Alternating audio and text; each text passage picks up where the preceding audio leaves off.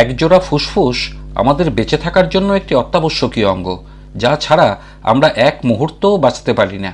তাই মাত্র কয়েক সেকেন্ড সময় ব্যয় করে এই ভিডিওটি শেষ পর্যন্ত দেখুন আর খুব সহজে ঘরে বসেই আপনার ফুসফুসের স্বাস্থ্য বা অবস্থা সম্পর্কে একটি মোটামুটি বা প্রাথমিক ধারণা লাভ করুন।